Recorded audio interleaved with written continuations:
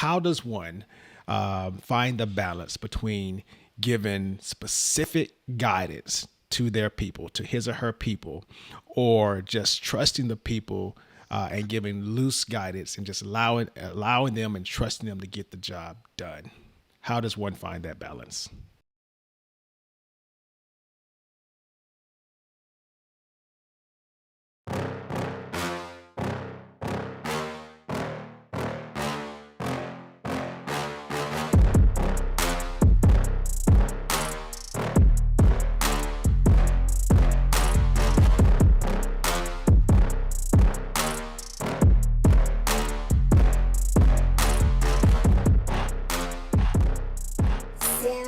Sensation Nation.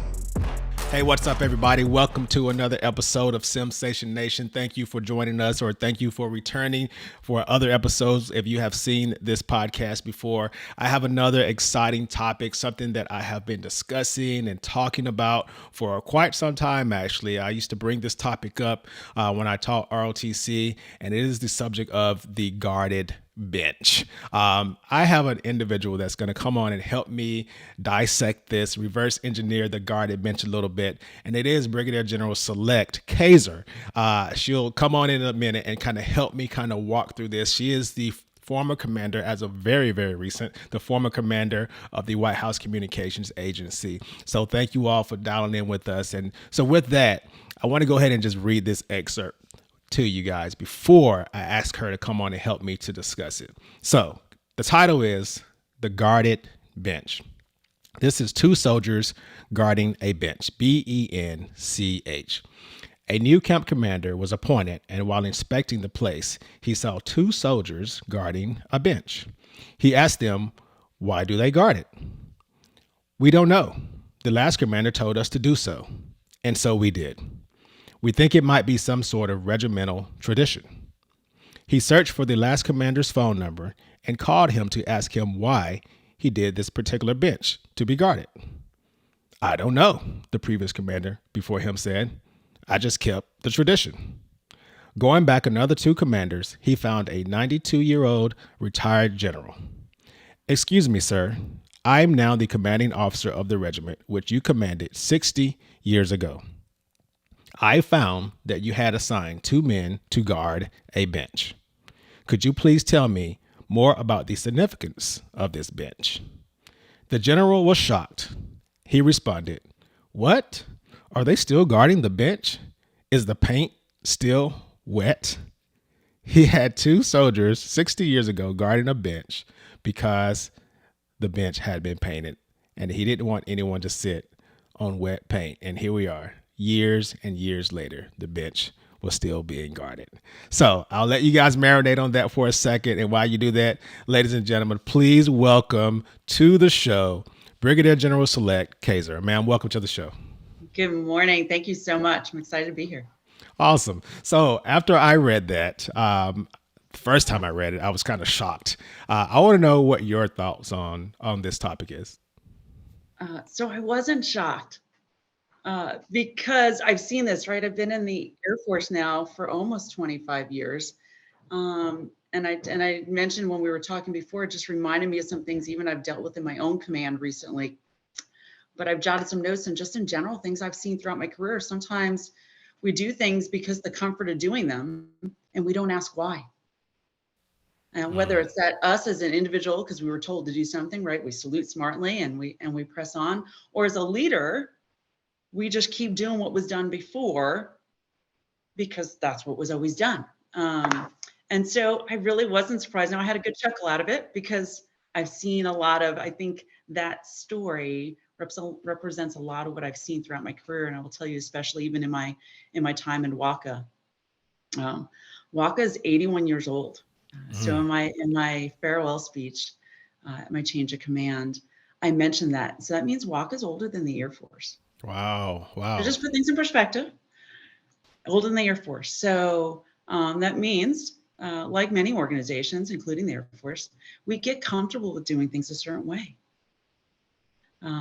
But if there's any other Ted Lasso fans out there, and I just watched an episode last night, I think it's a great leadership show, and our own Chief Brown brought up Ted Lasso's quote in one of his meetings with all the wing commanders, and he said, from one of his favorite coaches, and they said Ted Lasso. If you've seen the episode where he talks about, how leadership's like riding a horse. If you're comfortable, you're doing it wrong. Oh, wow. Wow. That makes sense. And I've had a couple leaders say that about leadership. Leadership, you got to get comfortable with being uncomfortable. And what do you mean by, what do they mean by that? Leaders, we got to ask the hard questions. Right. So obviously, going back to that story, some leader didn't ask the question, why are we doing that? That's a fact. That's a fact. And so, ma'am, before I dive into the next question, I know when I introduced you, I kind of gave you a little bit of an abbreviated introduction. For me, I think commanding an organization that's 81 years old and that is older than the Air Force itself is actually quite a feat to tackle, and you've obviously been very successful at it. So I know that's your most recent job, and I would ask you if you would say that was like the most important job or the best job you've had, and that'll help me kind of dive into your experience with this subject that we're talking about. It was certainly probably the job of a lifetime. With the responsibility, and again, some of what I talked about in my farewell speech is the responsibility of that organization. Right, they are truly at the pointy end of national security. When you think of being able to provide communications for the president anytime, anywhere, through multiple means, like, wow, doesn't get much better than that. Wow. And quite frankly, it's probably the last time I get to command troops. So from that perspective, like, pretty darn awesome job. Absolutely. Yeah. Absolutely. And I got to command for 2.5 years, and honestly, it was my longest job and my longest unit.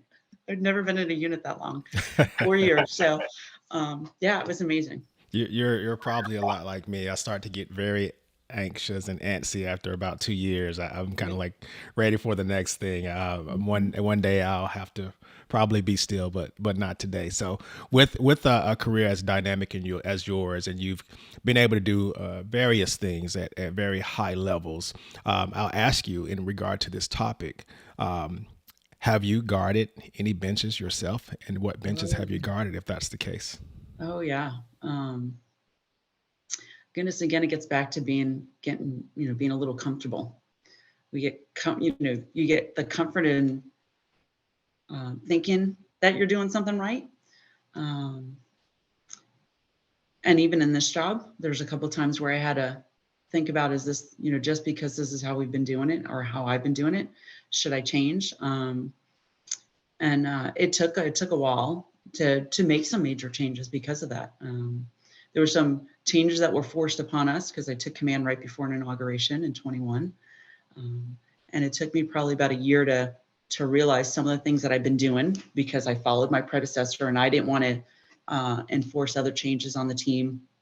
That, hey, maybe with all the change that was put on us, I do need to go back and reflect. So I did. I changed some things up. I didn't do it on my own. Obviously, worked with leadership, and so we need to change how we look at things within the unit, and it really shook things up because we were used to doing. And it was even a little uncomfortable for me because I was used to that way of doing things. And they're still working through some evolution of change because change is never easy for folks. That's right. But yeah, I mean, it was comfortable doing it. At the time my predecessor did it, and it worked. But a lot had changed in what was expected of us. Never mind the fact that we were going through a pandemic and now we had a new administration. So we had to change things. But as leaders, sometimes, again, it gets back to that comfortable, like, it's working. Do you want to change it? But sometimes you gotta really peel that apart, and the change can't necessarily come from you. And I think that was the biggest thing I realized. And one of the parts that I kind of struggled with, quite frankly, is getting the team to understand why we needed the change. Because but it's working. I'm like, but really it's not. That's right.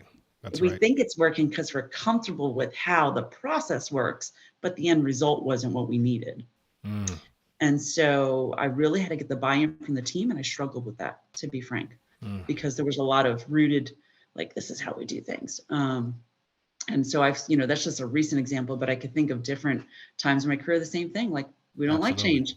Change is hard. Change is Change hard. is hard. Can't remember if the book's behind me or not, but there's a book about leading change, and it can be tough, especially when you're trying to get the naysayers on board or the folks that have been Mhm. implanted into the organizations for a lot longer than you, and they're just like, "Hey, I'll just wait you out," that kind of thing. Mhm. Especially with folks like us who come into a job for a couple of years and then we leave again. Some of those folks have been there for quite some time, and they've seen many people like us come in and come out, and they just try to wait us out.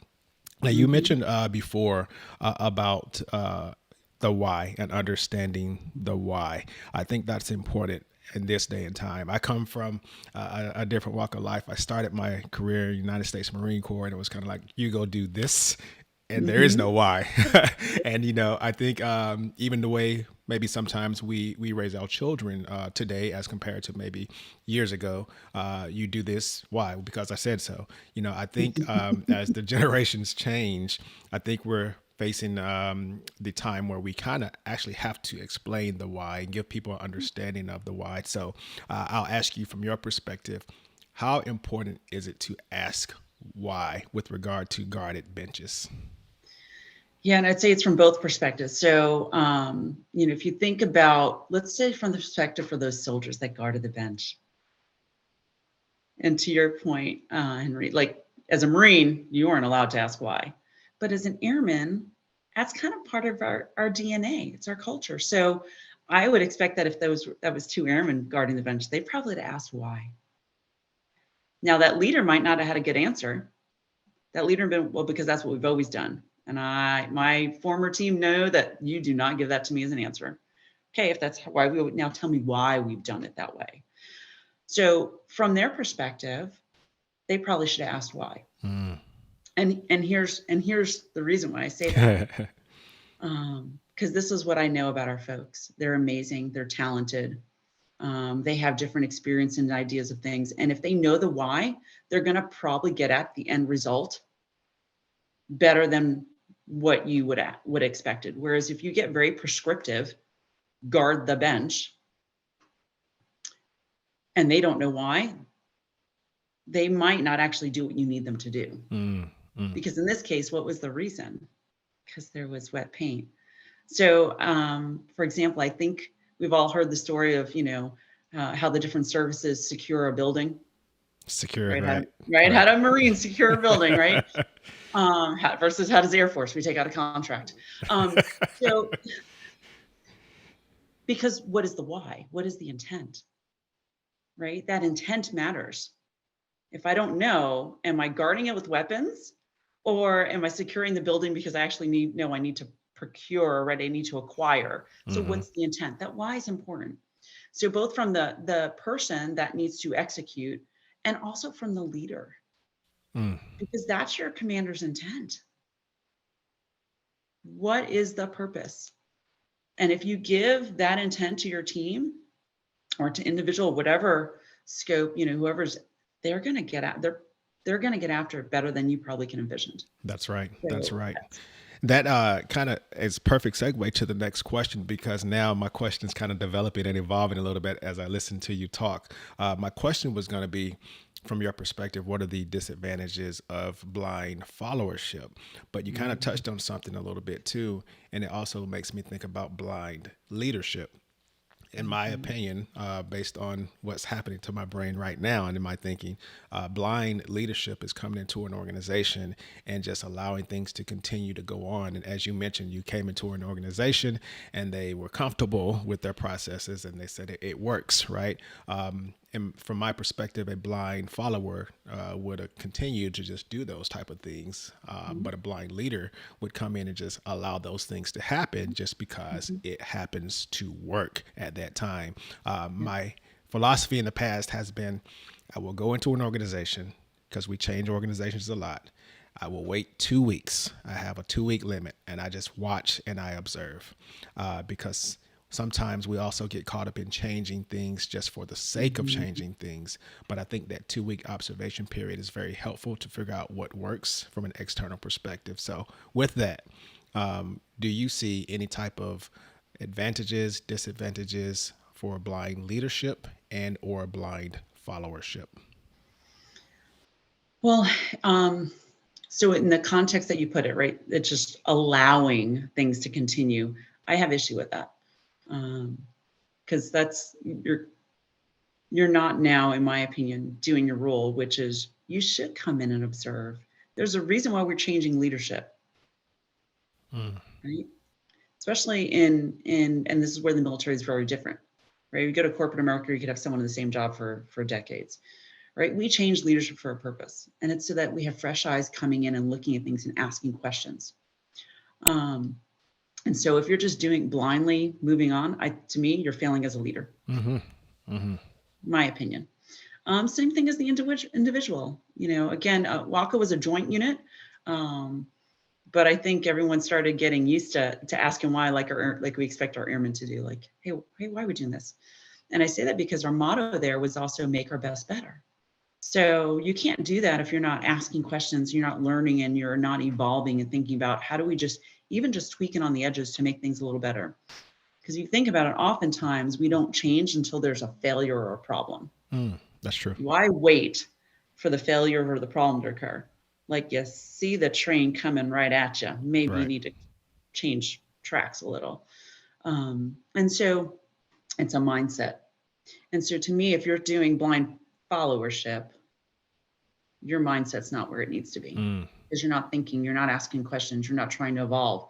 And as humans, as living organisms, it is natural to evolve. And so I even use the word evolve versus change. Because every day we should be evolving as people, right? I'm learning something as we're talking here today, right? And this is going to make me better, and it's going to make me look at things differently.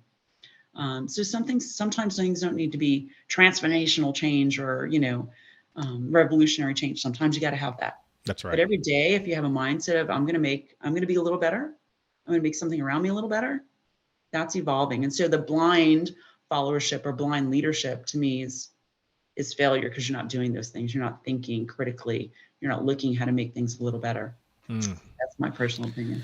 I will tell you, this is a perfect opportunity for you to really continue to just offer some great advice and mentorship to people from all walks of life, because we won't just have military viewers and listeners just taking a look at this podcast. There will probably be folks from civilian organizations, future leaders, and things like that.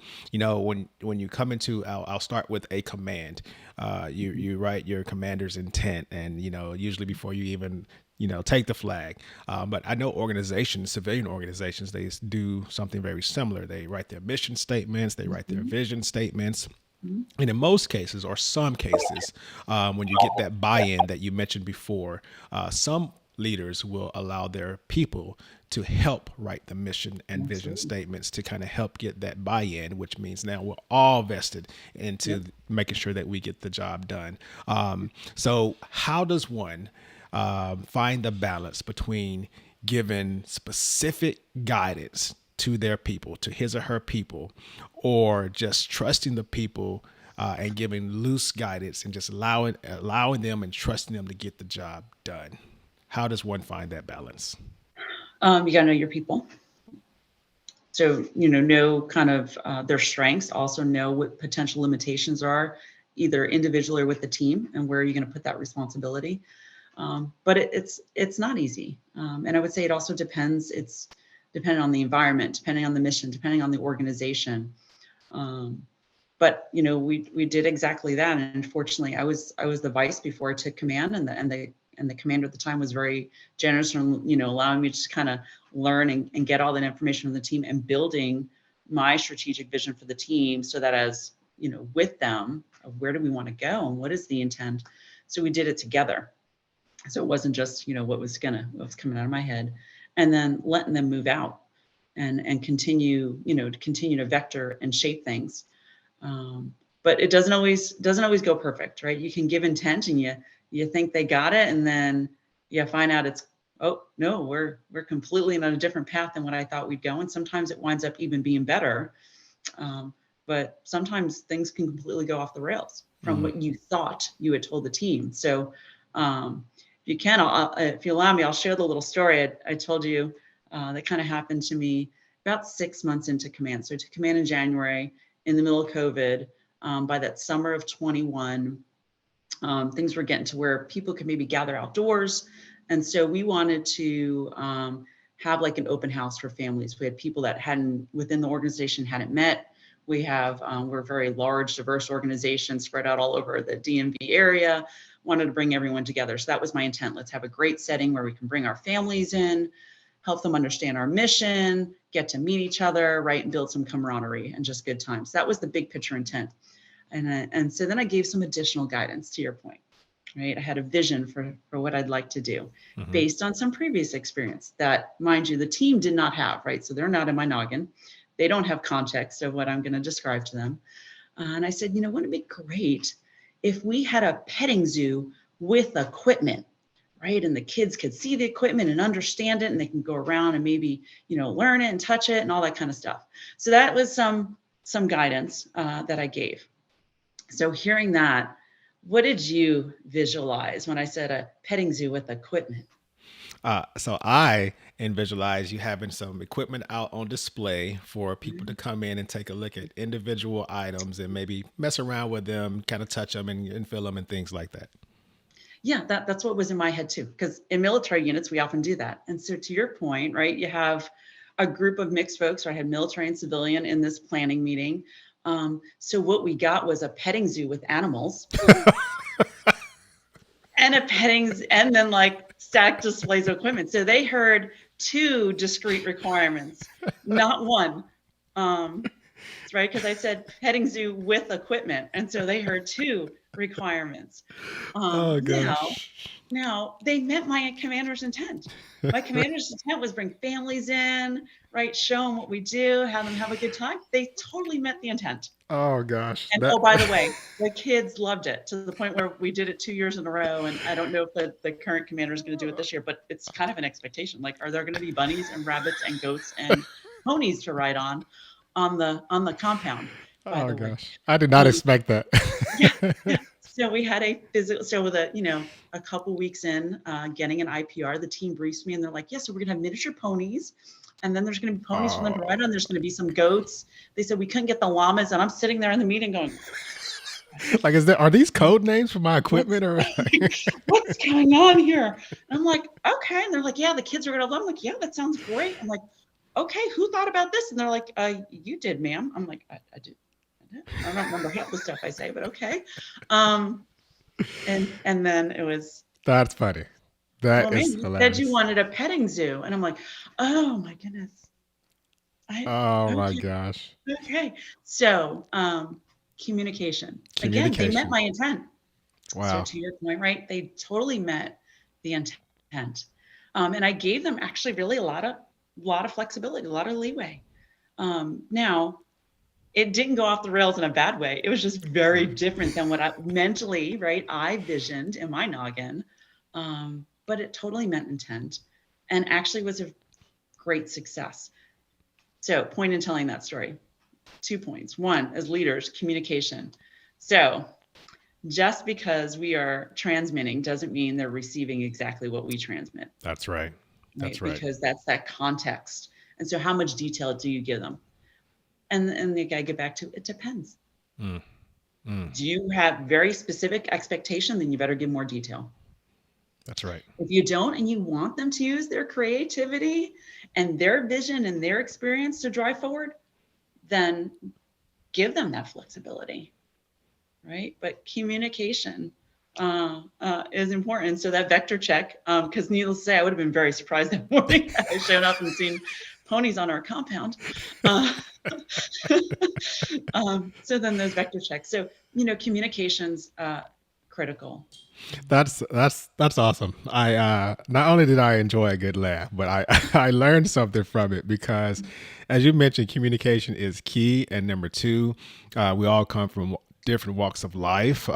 Organizations are very diverse with the people that are in them, and it's not necessarily just about how we look. Some of it is about how we grew up and how we were raised, and words mean different things to different people, especially in joint environments, and I would imagine very similar in the civilian organization as well. So if you want something done in a very specific way, What I hear is you need to give some very specific guidance.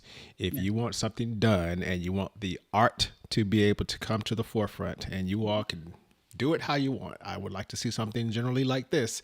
You give some very general guidance and trust your people to make it happen. That's what I'm hearing. Yeah. Yes. Yes. So my last question for you is usually involves an elevator, and I imagine people getting on an elevator, and you're right into the top floor of an elevator, and in this case, you happen to be on an elevator from a military perspective with a very junior lieutenant, second lieutenant, or a very junior executive in a civilian organization. And they understand your level of expertise, your experience, and they want to tap into that level of expertise and experience in this elevator ride.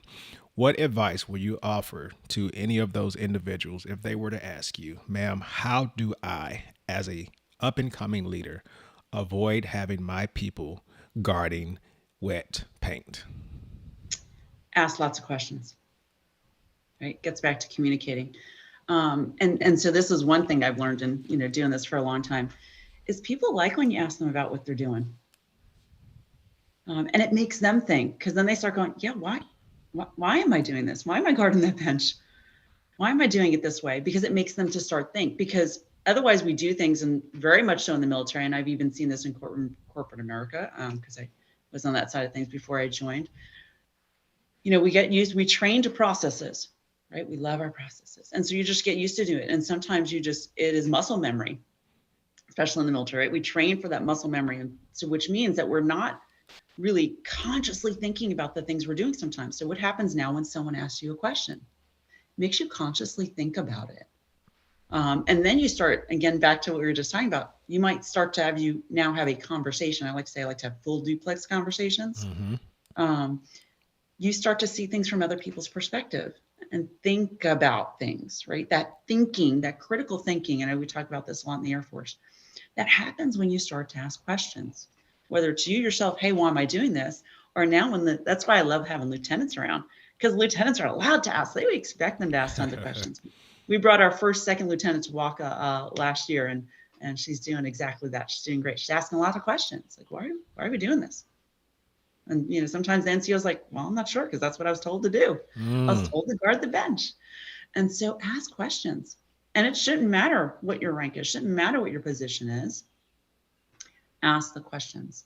And sometimes it's just how we ask the question, right? We've had those leaders, those people, the way they ask the question, you get very guarded then. Mm-hmm. And you don't want to share, and you want to defend your position. Right. Versus be inquisitive, right? You're wanting to better understand what they're doing, and especially as a leader. And so I'm sure you've done that when you walked in, right? Those 2 weeks, what are you doing? You're asking lots of questions. Oh, for sure. I let them know out of the gate. I tend to learn by asking questions. So usually, and that's perfect, ma'am. I appreciate you really kind of laying that out, because delivery is important. Intent is important. And usually my tagline is, just so you all know, I like to learn by asking tons of questions. So if I'm asking you questions, I'm just trying to get a good understanding. And I've already kind of set the playing field, and they go, okay, yeah, ask away, sir. And it helps to prevent that defensive position that most people will get if you ask it in a way where you're kind of infringing upon their territory, something they've probably taken pride in, and they think is working the best that it absolutely can work without an external perspective. Yeah. And I did similar. And I said, I want to understand things from your perspective. Oh, I like that. Because you've been doing it, right? I am going to see it differently. And that's okay, because that's my job to see it differently. But I want to see it from your perspective. And I'm also a hands-on where I can. And I think that's what I'll miss most about my last job. Let's roll up the sleeves and let's do it together. Help me see how, like I've changed the tire in a deuce and a half, and I've changed the oil on a vehicle and loaded, unloaded stuff, and set up equipment and steamed flags and whatever they'll let me do. Usually they let me unplug the broken equipment. They don't let me but I want to see and understand it too, right? I'm very kinesthetic learner, like to do the things. But because then if you're doing it, guess what? That means they have to explain the process to you. That's right. They have to teach you. And so there's two bennies to that. One, they're showing off what they can do, which is always awesome. And whether it's something where it's something physical, because I just described a lot of physical things. Last unit was a lot of physical stuff, but there was a lot of like even just mental processes when I sat down with the team, like, Kelly, walk me through how we do this. And now they're having to, not only they're showing off what they're doing, but now again, they're having to think through like, oh yeah, what is the next step? What's the right, what is how we do this? And sometimes that's why you wind up realizing, hey, have we thought about doing something different? Or if we thought about this. So being inquisitive, that's what I tell every junior person that comes to an organization, even my junior civilians, be inquisitive, ask lots of questions. Very nice. I appreciate that. And I hope that this is something that people can play back and watch and help to avoid having your people guarding wet paint for 60 plus years. And, you know, they could have been doing something much better with their time. Before we wrap up, ma'am, and before I let you go, I like to end every single episode with a very quick 10 question round of what do you prefer.